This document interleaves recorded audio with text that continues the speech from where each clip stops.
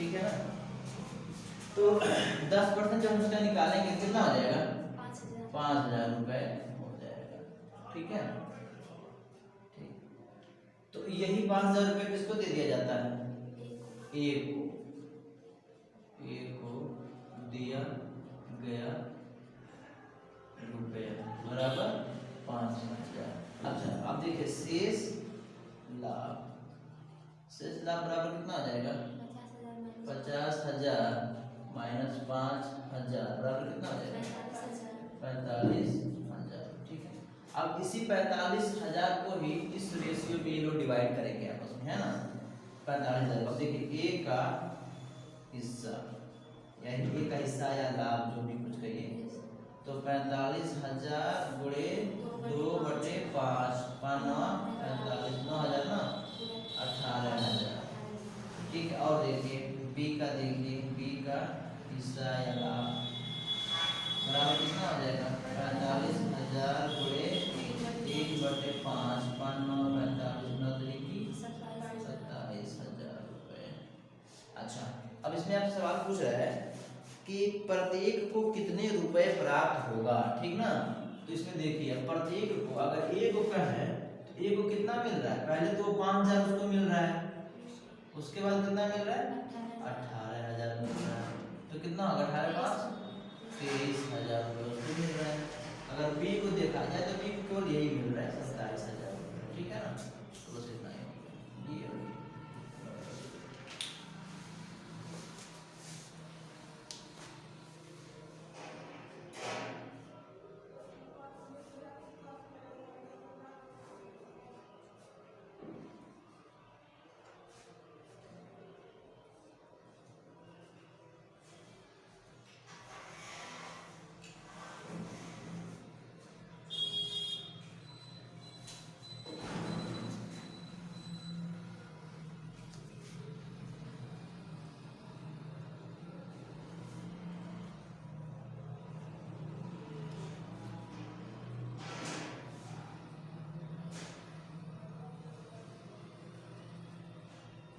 मेरे यहाँ तो मैंने देखा कल परसों 2 दिन कर्फ्यू था ना, एक 9th 10th के बच्चों को कोचिंग पढ़ाते हैं सर, तो कल भी पढ़ाए, परसों भी पढ़ाए कर्फ्यू में।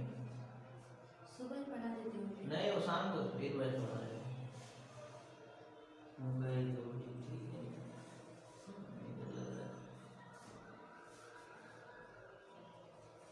चौराहे को चौराहे क्या पता, गाँव में ही है, रोड ही पर है, गाँव में है।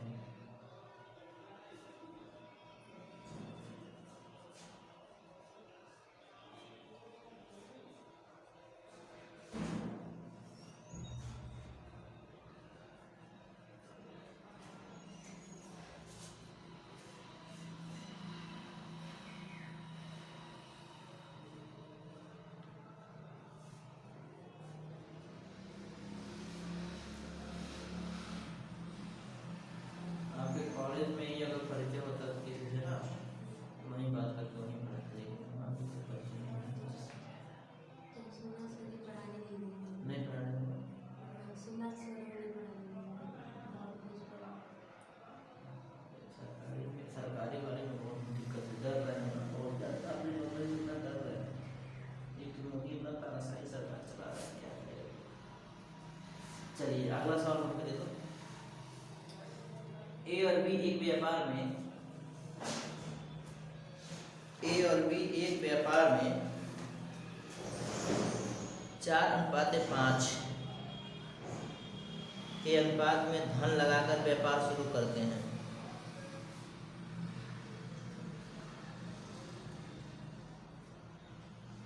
4 माह पश्चात ए अपने धन का 20%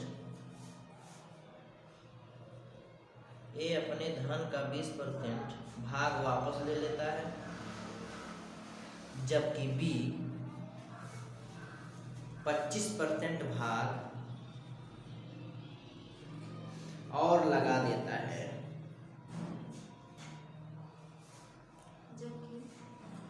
जबकि बी 25% भाग और लगा देता है।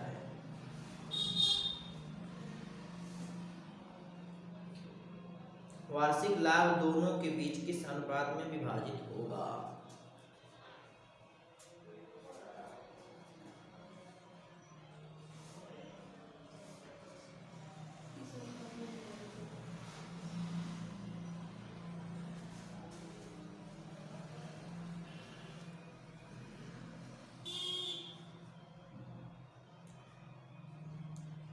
देखिए कितना पूंजी लगा रहे हैं लोग ये नहीं दिया हुआ है, ठीक है ना, लेकिन किस अनुपात में पूंजी लगा रहे हैं ये दिया हुआ है ना। 4:5 के अनुपात में लोग धन लगा रहे हैं, ठीक है। अच्छा, दूसरी कंडीशन इसमें ये दिया हुआ है कि जो ए है वो 4 माह बाद 20% अपने पूंजी के भाग को निकाल लेता है, जबकि जो बी है वो क्या करता है 25% भाग और लगा देता है। तो अब जो है जो रेशियो बनेगा किस अनुपात में वो लोग जो है आपस में डिवाइड करेंगे लाभ को, ठीक है। तो समझने की जरूरत है इसको कैसे ये होगा। देखिए मान लेते हैं इसको मिटाऊं,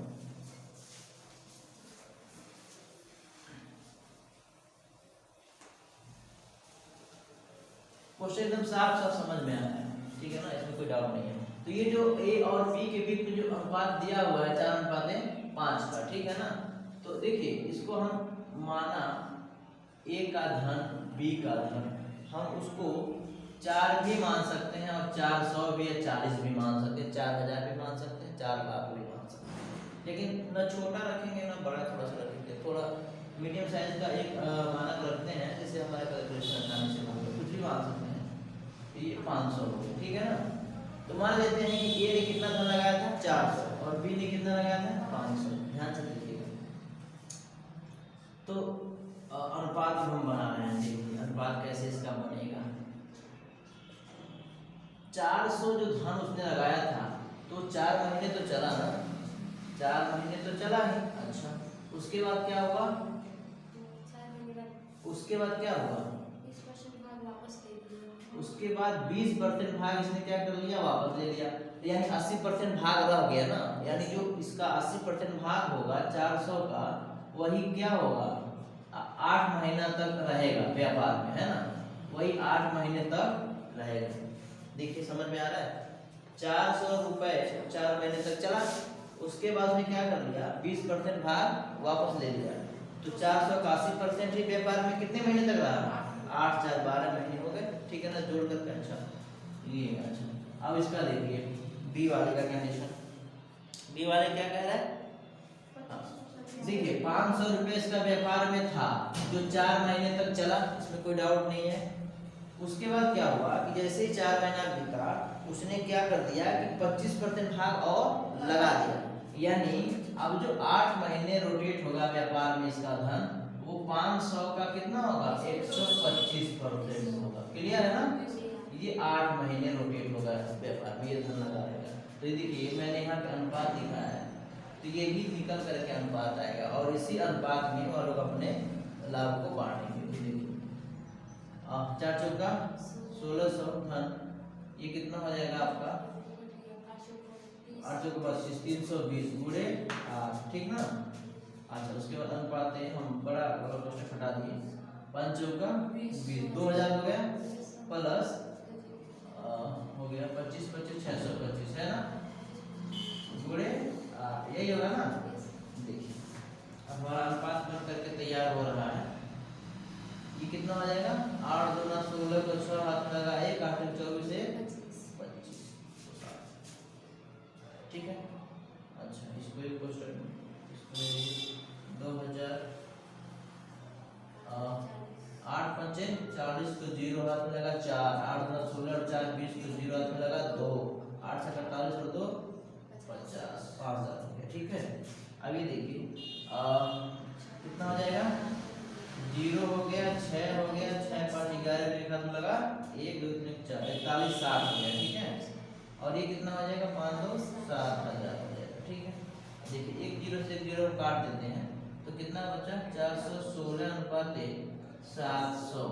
अब ये किससे कटेगा 4 से काट दिया जाए, 4 एकम 4 4 चौका 16 0 आ जाएगा बीच में, ठीक। 4 एकम 4 3 बचा 30 4 7 28 है ना, 2 बचा 4 25 175 ना, सही है ना। अच्छा अब ये शायद कटेगा क्या? अब नहीं कटेगा। तो इसका जो अनुपात आएगा ए और बी के बीच में वो 104 अनुपात 175 का आएगा। इसी अनुपात में हम लोग क्या करेंगे, अपने लाभ को डिवाइड करेंगे। लिख लीजिए ये क्या है।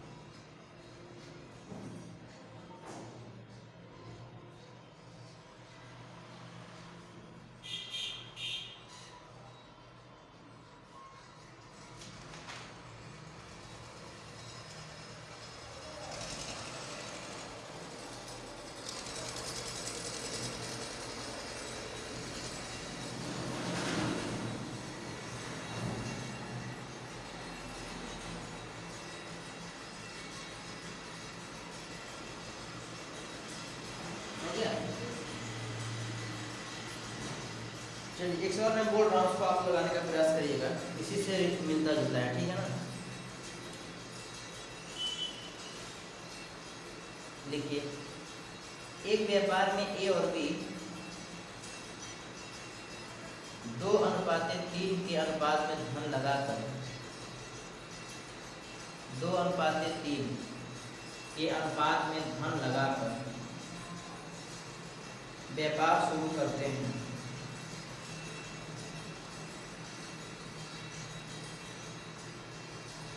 चार माह पश्चात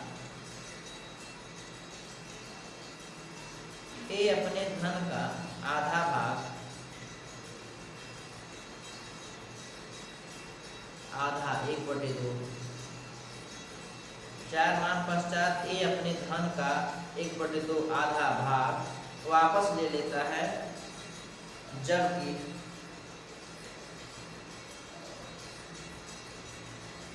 बी अपने धन का 1/4 भाग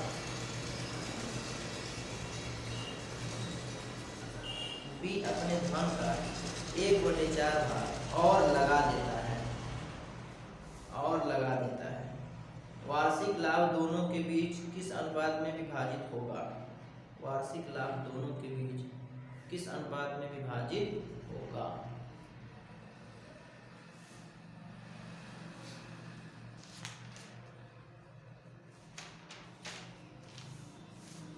आपको बस अनुपात ही बताने हैं, ठीक ना।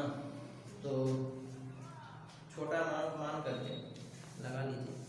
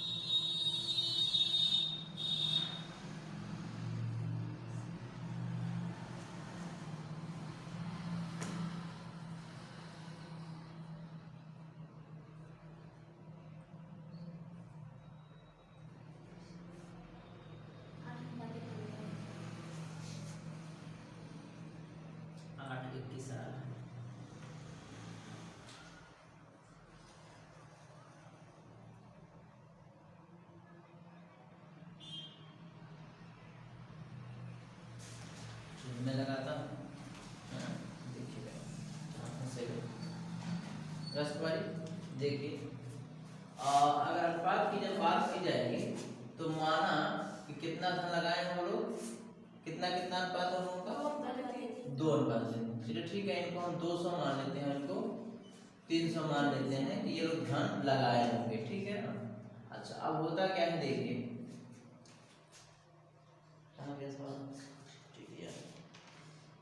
हाँ ये जो है 4 माह पश्चात अपने धन का आधा भाग निकाल लेता है, यानी 200 जो रुपए थे वो 4 महीने तो चले ना, प्लस अब जब आधा भाग निकाल लेगा तो कितना बचेगा, आधा भाग बचेगा। वैसे अगर जनरली सोचा जाए तो 200 का आधा कितना होगा, 100 ही चलेगा केवल। वैसे मैं ऐसे अगर लिखूं 200 का आधा, है ना, ऐसे लिखना पड़ेगा। अगर सिस्टमेटिक वे में लिखेंगे पूरा तो ऐसे आपको लिखने पड़ेंगे कि 200 में से उसका आधा भाग निकल गया तो जो बचा वही 8 महीने चला, यही ना सिस्टमेटिक लिखेंगे तो इसका मान 100 ही आएगा, है ना, 100 ही आएगा। तो ये एक सिस्टम है, लिखने का तरीका है, बाकी अगर आप समझ रहे हैं तो सीधा 100 कर लो, कोई दिक्कत नहीं है। अच्छा अगला देखिए 300 रुपए थे तो इसमें क्या हुआ, 300 रुपए 4 माह तक तो चले, कोई दिक्कत नहीं है ना यहाँ तक, प्लस 3 माह के 4 माह के बाद उसने क्या किया, 1/4 भाग और लगा देता है। तो 300 का 1/4 भाग कितना होगा, अगर आप सोचेंगे 1.5 3 होता है, 75 75 1.5 होता है, कितना होगा 75 होगा। तो ठीक है, अगर हम ऐसे नहीं सोच पा रहे तो सीधा हम इसको लगा देते हैं, 300 का 1/4 ना, तो 300 में क्या हो जाएगा, जुड़ जाएगा 300 का 1/4, 300 का 1/4 क्या होगा, जुड़ जाएगा। समझ रहे हैं ना मेरी बात, सीधा या तो 300 में 75 जोड़ दीजिए, 375 हो जाएगा। अगर नहीं जोड़ पा रहे हैं 300 में 300 का 1/4 भाग प्लस होकर के जुड़ जाएगा, बात एक ही है। देखिएगा 75 ही आएगा, यहाँ जैसे 100 आएगा वैसे लिखिएगा, 4 दूना 800, हाँ ये गुणे 8 रहेगा, 8 महीने चलेगा ना वो। अच्छा ये 800 हो गया, और देखिए 2 ये 100 हो गया और ये 100, अच्छा हाँ ठीक है, वो 8 महीने चलेगा। तो ये कितना हो गया, 100 हो गया गुणे 8, ठीक है ना। अच्छा अब दूसरा देखिए क्या कहें, 1200, ठीक है, प्लस अब देखिए कितना आएगा यहाँ पे, 75 आएगा ना, अच्छा 375 गुणे 8, वही चीज था कि 300 में 75 जोड़ दिया जाए, और यहाँ पे केवल 100 बच रहा था, 100 में 800, ठीक है। अच्छा देखिए कितना हो गया, ये 800 हो जाएगा, 800 और 800 1600 हो गया, अनुपात ये 1200 हो गया, और इसमें गुणा कर लीजिए, 8 बचे 40 को 0 हाथ में लगा 4, 8 सत्ते 56 और 4 60, तो 0 हाथ में लगा 6, 8 3 24 और 6 30, कितना हो गया, 3000 हो गया। तो 3 1 4200 है ना, 1600 अनुपात 4200 ये हुआ। तो 2 0 से 2 0 कट गया, 16 अनुपात 42, 2 8 16, 2 2 4, यही आ रहा था ना, 8 अनुपात 21, ये हो जाएगा। तो टफ नहीं है कैलकुलेशन, बस इसको सेटिंग करके अरेंजमेंट अगर आपने कर लिया सही चीज का सही जगह पर, तो फिर आपको केवल कैलकुलेशन करके लगा देना है, सिंपली आ जाएगा, कोई बहुत बड़ा नहीं।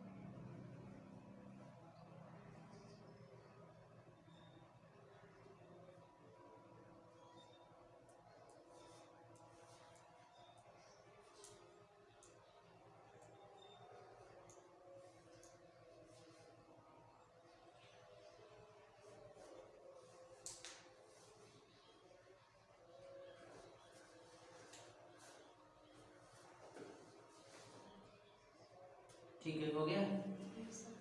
चलिए थोड़ा सा अलग अलग हर एक प्रश्न में है ना, बस आपको कॉमन सेंस लगा करके सवाल हल कर देना है। जैसे अगला सवाल नोट करिए, अगर हो गया हो तो रसमाई। एक व्यापार में ए और बी दो व्यापारी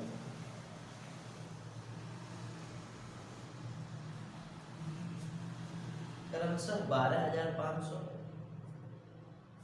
और 8,500,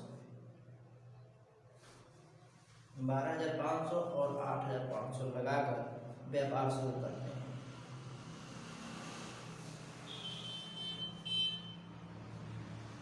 व्यापार की शर्त के अनुसार, व्यापार की शर्त के अनुसार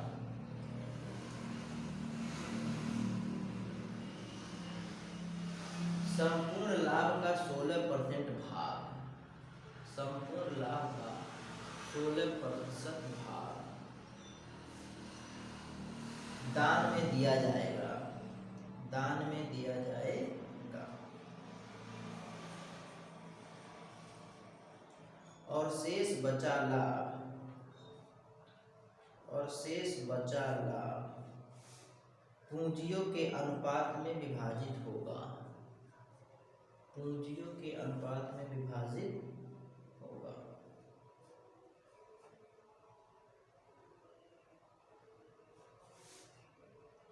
यदि दान में दी गई धनराशि,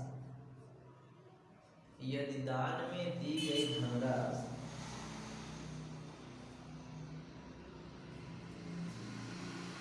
16,000 रुपये हो तो, 16,000 रुपये हो तो संपूर्ण लाभ बताइए,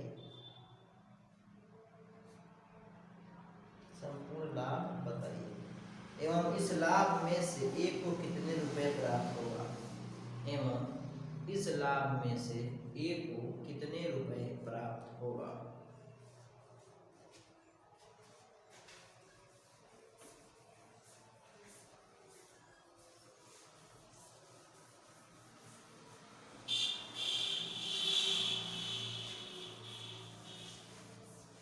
अब इस सवाल का स्वरूप देखिए, आपसे क्या पूछना है। सबसे पहले तो ये इसमें लाभ ही नहीं दिया हुआ है, ठीक है ना।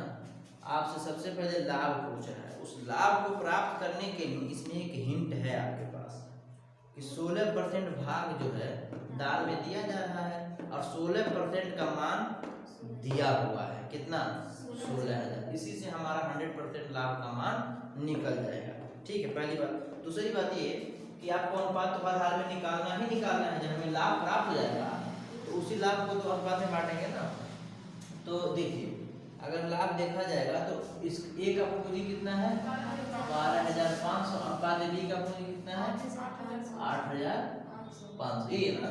अच्छा तो ये देखिए 2 जीरो से 2 जीरो काट देना है तो 125 और अनुपात 50, इसको भी काट दें, 5 दूना 10, 25, 5 एकम 5, 5 से 5।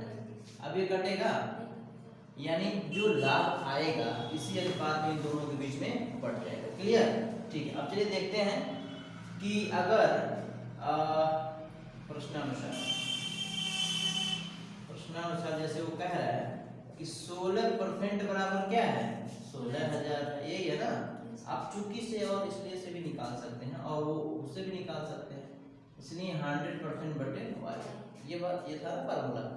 इसे निकाल लेंगे तो आपका हो जाएगा 16,000 गुणे 100।